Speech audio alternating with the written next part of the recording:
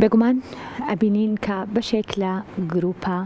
تایبەتەکان هەندێک جار هەیە دەرفەتی ئەویان هەیە کە کارەکانیان لە دەرەوەی هەرێمی کوردستان وەروە لە فستیڤالە گەورەکانیشا بتوانن نمایش بکەن. لە دومین فستیڤاڵی شانۆی سەرشەقام لە سەقز بە خۆشحاڵیەوە یەکێک لە گروپە هەرە دیارەکان ئەویش گروپی شانۆکارانی هەڵەبجەیە دەرفەتی ئەویان هەبوو کە بتوانن لە نێو ئەم چالاکی و فستیڤالە گەورەیە وەکو یەکەمین شوێن و هەروەها ناوەند لە دوای بانگشتکردنیانەوە بتوانن کارەکانی خۆیان لەوێ نمایش بکەن و دەرفەتیان هەبێت کە نێو فستیڤالێکی لەم شێوەیە بەشدار بن. گفتگۆکەم لەسەر بانگێشتنامەکە و هەروەها تەواوی چالاکیەکان و فستیڤالەکە بە میوانداری هەری زۆر بەڕێز کاک هەردی هادی کە بەڕێزیان سیناریست و دەرهێنەریشن. کاگەردی سلااوت لێ بێم کاتت باش بێ. سڵاوتان لێبێت کورسات ماڵی هەمووانە سوپاس بۆ میوانداریە. زۆر بەخێربەی. ئەنجا پێم خۆشە لە گروپی شانۆکارانی هەڵەبجەوە دەست پێ بکەم بزانم کە چۆن بوو دەرفەت هەبوو ئەم جارە کارەکانتان لە دەرەوەی هەرێمی کوردستان و بەتابەت لە نێو سەقز و لە کارێکی وا گەورەیان نمایش بکەن. لە ڕاستیە ئێمە ئەو گروپە شانۆکارە سەر بە سندیکای هونەرمەندانی کوردستان لە قی هەڵەبجەین و بانگێشتمان بۆ هاتووە ساڵی پار لە یەکەمین خولی ئەو فستیڤاڵەیە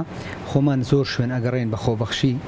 پەیوەندی و دیبلۆماسیەت دەدۆزینەوە بۆ ناو شاری هەڵەبجە و شانۆکارەکانی هەڵەبجە و هاوڕێیانی سندیکاکەمان لە هەموو بوارەکانە. کۆمەڵێک فستیڤاڵە بە تایبەتی لە ئێرانێمەوە نزیکترەوە ئاسانترە توانین هاوکاری دۆزینەوە بۆ لایەنی پەیوەندیکردن و داوەتکردن و بانگێشتکردن بۆ زۆرێک لە فستیڤاڵی شارەکانی شارە دوورە دەستەکانی هەتا شیمال و شوێنانی ڕۆشتوین ئێمە. خۆشحاڵانە لەگەڵ هاوڕێیانی سەقز ماوەیە کە هاوڕێین و ئەوان دێن و ئێماچین و فستیڤاڵانەی کوردستانیش ئەکاکرێ ئەوان تەواجودیان هەیە ئێمە توانیمان ئەو بانگێشتەوەیان قبول بکەین و داخلی و فستیڤاڵە ببین کە تایە کۆمەڵێک کاری ناوخۆیی ناو شاری سەقز و وڵاتی ئێران بەگشتی بانگێشت کرابوون و هەشت کاری نێودەوڵەتیش بانگێشت کرابوو بەڵام ینی وەرگیرا بوو بەڵام لەبەر خاتری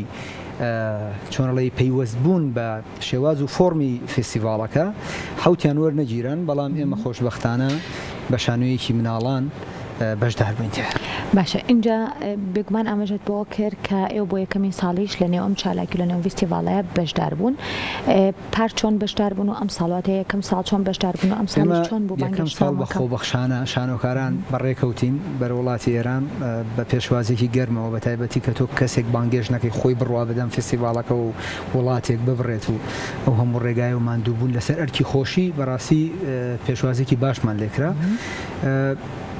جۆرێک لە پەیوەندیمان دروست کرد بۆ شاری هەڵەبجە و بۆ کوردستانیش بەگشتی بۆ ئێمە بتوانین تا چەند ئێمە ئەگەر خۆمان کارمان هەبوو یان هاوڕێیان لە شارەکانی ترکاریان هەبوو ینی ڕەوانی وڵاتی ئێرانی بکەین. پار ساڵ لە ڕاستیە هەر ئەوان شاری بابلین ئیشی دەرەوەیان بانگێژ نەکرده بوو. ئەم ساڵ گەیشتە ئەوەی کە کاری نێودەوڵەتیش بانگێشت بکەن. ئەوە نەی من بینیم و تێبینیم کرد ئەم ساڵ با بڵێن ئوستانداری سنە بوو پێم وابێ بڕیاریدا ینی ئەوان پێشنیاریان بۆ کردن کە لە ساڵانی ئایندێ ئەم فستیڤاڵە بکەن بە ڕەسمی بیکەن بە نێودەوڵەتی و بە جۆرە لە جۆرەکان کاری گەورەتر و لە وڵاتانی دراوسێ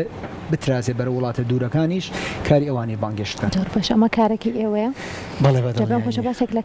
کارەکەمان بۆ بکەیت زانم لە ڕاستیە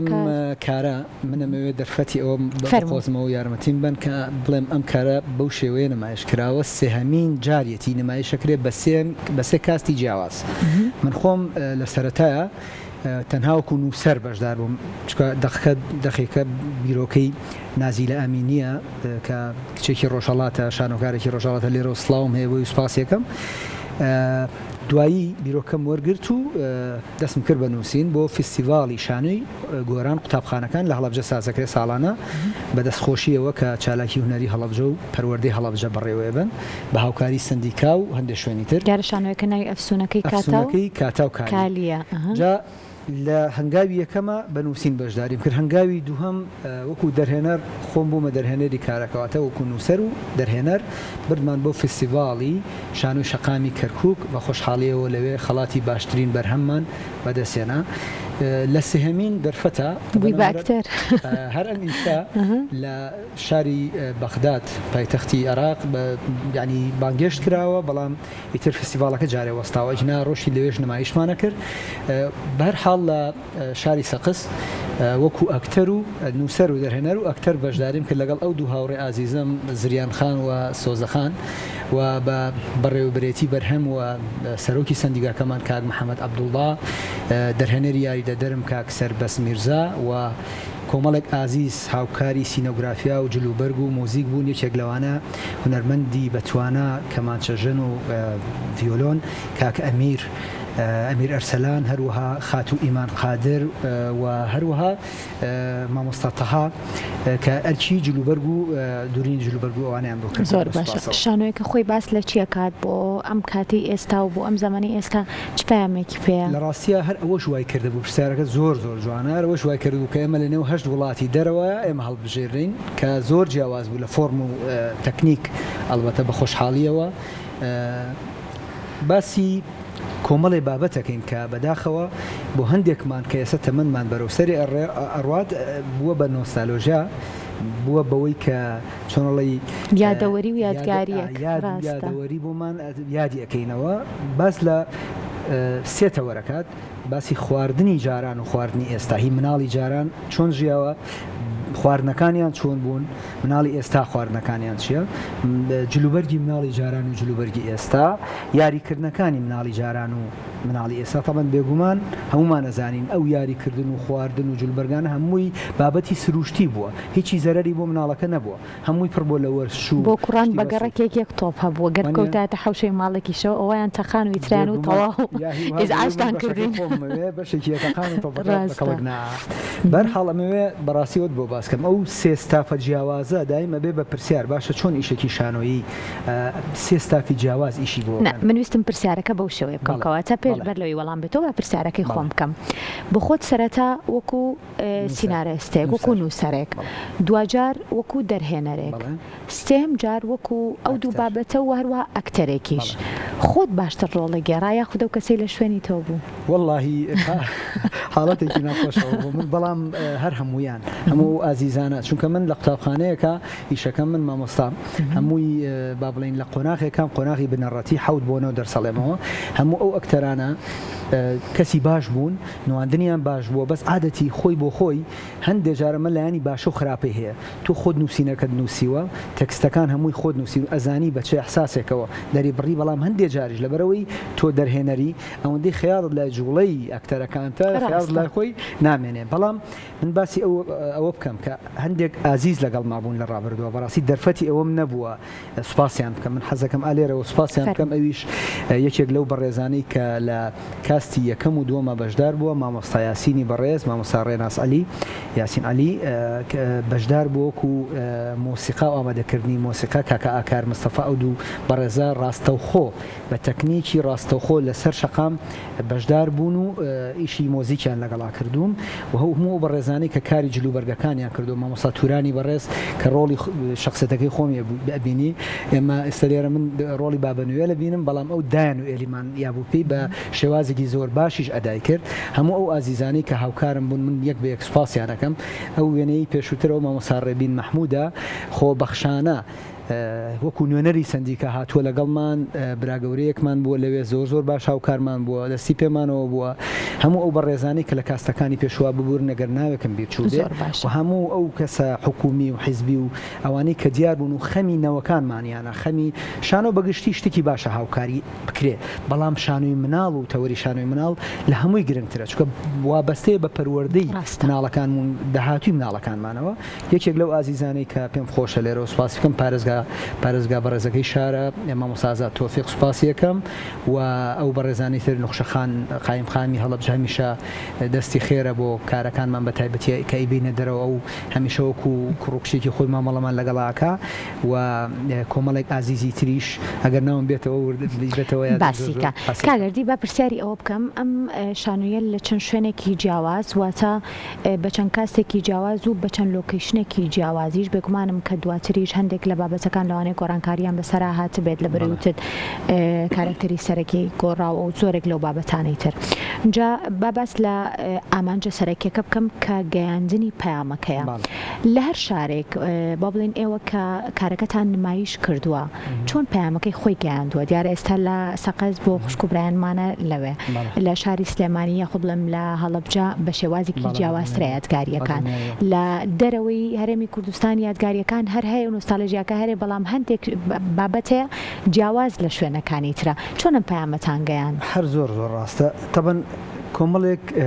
فۆرم و شێوازەیە لە کارکردنی شانۆییە بتوانی زۆر بە خێرایی خۆتی لەگەڵ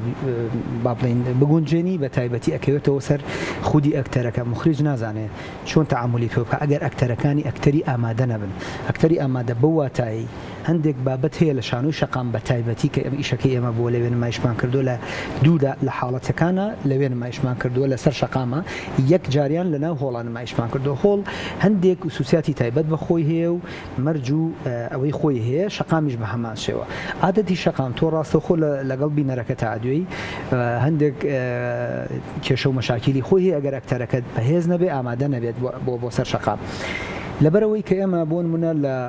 کەرکووک نمایشمان کردووە کەرکووک دائەنرێ بە شێوازێک لە شێوازەکان ناوزە دەکرێت بەوەی کە عێراقێکی بچکۆلەیە هەموو زمانەکانی تیا زۆرێک لە زمانەکان تۆ مافی خۆیانە ئێمە بە زمانی شیرینی کوردی و دایکمان کە کوردیە ئەچین لەوێت شانۆی یەک پێشکەشەکەین حەقێکیش بین بەو بینەرە بەڕێزی کە زمانی عەرەبی هەیە تورکمانی هەیە ئێمە بتوانین لەوێ جێگەی بکەینەوە بەشێک لە حیوارەکانمان جێگە کردبوویەوە لە هەندێک لەحظەیە چۆن ئەڵێ ڕستەیەک یاد بەشێک لە وشەکان بە زمانی عەرەبی و تورکی بوترێ بۆ نمونە لە دیمەنێک لە دیمەنەکانە باسی ئەوە ئەکرێت کە خواردنی مناڵی جاران بۆ شێلم بووە دوێنە بووە ساوەر بووە ئێستا چەند ساڵێکی کەناڵم ئێستا ئەکرێت ئەگەر هەندێک خواردنگەی فۆلکلۆری نەمێنێ بڕواناکەم گەنجێکی داهاتوو مناڵێکی داهاتوو بزانێ ینی ئێمە بە زمانی هەورامی منتیقەکەی هەورامان پێ وترێ پەتڵە ینی ساوەر نازانێت چیە ینی هەر بەڕاستی ڕەنگە پێکەنینی بەو بابەتە بێت یا هەندێک خواردنی قەرەخەرمان و هەندێک خواردنی کوردەواری کە زۆر بە سوود بووە بە ئەو مناڵەگەشەی هەموو ئەو یاریانە هەموو ئەو خواردنانەوە هەموو ئەو شتانەی کە لە ناو شانۆیەکە ئێمە باس کراوە ئێمە لە کەرکووک بە جۆرە لە جۆرەکان بۆ نمونە فاسفود ئینگلیزیەکە و زمانێکی عالەمیە کە ئەڵێت خواردنی کۆن بەم شکڵە بوو ئەڵێ ئەی خواردنی ئێستا خواردنی مناڵانی ئێستاڵێت تەبعاً فاسفودیش وەکوچی ناوی هەندێک خواردن ئەڵێ ناوەکان ئەوەی کە کرابێت بە فارسی لەودی و یاخوو بە زمانی شیرینی ڕۆژهەڵاتی کردومانە یا کردومانە بە تورکمانیە بە عەرەبی بۆ شێوەیە بە جۆرە لە جۆرەکان خۆمان گونجاندووە لەگەڵ بینەرەکەمانە بۆی و بینەرەش هەست بکا کە ئێمە شانۆ ئەبێ لە ناو دڵی بینەرەکەیە بێ ئەمەش بەشێکمان تەرخان کرد بێ بۆی خۆشی بێت ئیشەکە زۆر باشە زیاتر بۆ ئەم کارە شانۆی سەرشەقام گونجاوتر بوو بۆ ئەوی پەیامەکەی ئێوە بکات چونکە هەموو کاتێک کۆڵەکان ئەگەر پڕیش بن بینەرێکی دیاری کراو ئەگرن بەڵام هەندێک کات هەیە بە بڵین ئەو چالاکیانی بە تایبەت کە فستیڤاڵی شانۆی سەرشەقامە و کەسانێکی زۆر هەندێک جار هەیە کەسانێکن کە کاکەردیچ خۆیان بۆ ئەو چالاکی ئامادە نەکردووە بەڵام لە شەقامێکا تێپەڕن لەوانەیە لە بازار بوو بێتن لە پارکێک بوو بێتن لە شوێنێک بوو بێتن و لەوەش نمایشەکەی تۆ بینن تاشان دەرفەت بوو بۆ ئێوە بۆی پامەکەتان باشتر بگات بە کەسانێکی زیاتر بگا زانی ئێستام قسەی بکەم ڕەنگە شانۆکارانی ناهۆڵ بە شێوازێک دڵگران بن لێم بەڵام ئەمە واقعەکە کە ئێستا ئێمە بە ئەزمون پێگەیشتون من خۆم لە ناو هۆڵە و زادی دەستی ناو هۆڵ بووم و پێگەیشتی ناو دەست هۆڵ بوو بەڵام بەڕاستی پێت بڵێم لە ناو هۆڵە بینەرێکی دیاری کراو چۆن وتمان ئەکتەری ئامادە هەیە بینەرێکشە ئامادەیە لە بەردەستا عاقڵ دانیشتووە گوێگرێ بزانە تۆ چی پێڵێ بەڕاستی بەڵام لەسەر شەقامە تۆ ئەبێ ئەکسەریەت ئامانجەکە دەزانی بۆ کێیە بۆ بینەرە نییە دانیشتو ئامادەیە یا خود لە شارێکی کەوەکو تۆ هاتووە ئەویش خۆی پێش تۆ نمایشێکی کردووە یا دوای تۆ نمایشی هەیە بەڵکو بوو ئەوەیە کە جەنابەت ئاماژەت پێدا کەسێک هەیە لەسەر شەقامەکەەوە ئەڕوات چۆن بتوانی سەرنجی ئەو کەسە بۆ یەک چرکەش بێت لە پەیامی ئیشەکەی تۆ تێبگا لە پەیامەکە تێبگا چۆن لە ڕاگەیاندنە ئێوە و ئیشی ئێوەیە کە ئاڵێت ئەگەر لە ناو ئیعلامە باس بکەی بڵێ سەگێک پەلاماری یا قەپێکی گر لە مرۆڤێک کاریگەرە بەڵام لەو کاریگەرتر ئەوەیە کە بڵێ کەسێک ینی قەپی لە سەگێگر پەلاماری سەگێکی ئەمەیان کاریگەرترە بۆ هەواڵەکەتان یانی ئێمەش بەم شێوەیە ئێمە چۆن نتوانین ئاراستە و تێفکرین و دیدی ئەو بینەرەی سوتفا تۆ بۆ بازار بەلای شانۆیەکی شەقامە تێپەڕێ چۆن بەو خێرایی ئەمە پەیامەکەی خۆمانی پێ بڵێ باشە خەڵات بردن بۆ ئەم کارانە هەستێکی چۆنە لە ڕاستیە نازانم وەکو کامیان پرسیارت لێ بکەم وەکو نووسەرەکە وەکو دەرهێنەرەکە وەکو ئەکتەرەکە وەڵا ڕاستی بۆ هەر کامێکیان ئێمە بۆ نمونە لە شانۆ شەقامی کەرکووک خەڵاتی باشترین بەرهەممان بەر لە ڕاستیاوە هەر یەکێک لە ئێمە ماندووبوون و ها با بڵێن هیلاکی ئیشەکە لە خۆی ئابینێتەوە ئێمە ستافێکین بەڕاستی و کوڕ و کچە گەنجە بەڕێزانەیە و مناڵانەی کە ئیشیان لەگەڵ منا کردووە یعنی ڕۆحەتێکی زۆر جوانیانێ ئێمە هەچ کەسێکمان خەڵاتمان بردبێ عادەتی فستیڤال هەر بەو شێوەیە مەرج نییە و هەموو خەڵاتەکان کۆ بکەیتەوە هەندێک جاریش کۆمان کردوێتەوە وەکو هەڵەبجی بەڕاستی ئەمە نەبێتە بابەتی ئۆنسوریەتی لە ناو فستیڤالەکانە زۆر جار ئەوەی کە لی ترساون کە ئیشی هەڵەبجێ فۆرمێکی جیاواز تەکنیکێکی جیاواز حتا خاتون ئێمە لەم فستیڤاڵی سەقزیشە لە یەکێک لە ڕسمەکانە دیارەکە لە ئاسمان و لە زەویشەوە ڕسم گیراوە بازنەیەکی دایرە و کوشانەی ڕۆمانی بەو شێوەیە نواندنیانە کرد ئێمە وتمان ئێمە ئەوێمان ناوێ شوێنێکی جیاوازترمان لەنا ئەو پارکەیە دەستنیشان کرد کە ئەوان دیاریان کردبوو هەر دوای ئێمە کە نمایشەکەمان تەواو بوو گروپێکی تری شارێکی تری ئێرانی مەشتیانەی نەدەرەوە زۆر مهمە تۆ فۆرم و تەکنیک بگۆڕی لەبەر شێوازی ئەوان یەک سەبک و فۆرمیان هەیە لە ناو فستیڤاڵەکانە عادەتی بەڵام تۆ بتوانی بە کارەکەی خۆت ئەو تەکنیکە بگۆڕی هەم بۆ بینەرەکە هەم بۆ مخریجەکان هەم بۆ ئەکتەرەکانی تر ئێمە خەڵاتمان وەرگرتووە ئێمە هەر بۆ خۆی پێش ئەوەی بچینە سەقزیش گەورەترین خەڵات بۆ ئێمە ئەوە بووە کە لە نێوان 8 کارە چۆنەڵی ئێمە یەک کار بووە کە وەرگیرا و حوتی وەرنەگیراوە ڕاستە سوپاس بۆ بەڕێز هەردی هادی سینارست و دەرهێنەری شانۆی ئەفسونەکەی کاتی و کاڵی کە لە دومین فستیڤاڵی شانۆی سەرشەقامی سەقز بەشداری کردو بە هیوای کاری باشتر و کاری جوانتریش زۆر سوپاس دەکەم یەک شتی کۆتایی بۆی هاوڕێیانم ئێستا بەرنامەکە بێنن ئێمە لە سندیکای هونەرمەندان پرۆژەی کەمان هەیە تەنها بابەتی شانۆ نیە پرۆژەی مۆسیقامان هەیە پرۆژەی شێوەکاریمان هەیە هەموو هونەرەکان توانی بێتمان خۆ بەخشانە دەست پێ بکەین تازەترین کار لە دوای ئەم کاری منەوە کە خەریکین ڕۆژی شەممە یەکشەممە گروپێک لە هاوڕێیانی ڕۆژهەڵاتمان و ئێران بەڕێەکەون بەرەو هەڵەبجە لە کۆمەڵی گوندی هەڵەبجە فیلمێکی سینەمایی ئامادەکەین کە بەرهەمەکەی سندیکای هونەرمەندانی کوردستانە بە هیوایەوەی کە شتێکی باش بێ بۆ داهاتوو خەڵاتی بەردەوامی و کاری باشتر و کاری جوانتر دووبارە بەخێر بێ زۆر سپاس بۆ تۆ کاکردی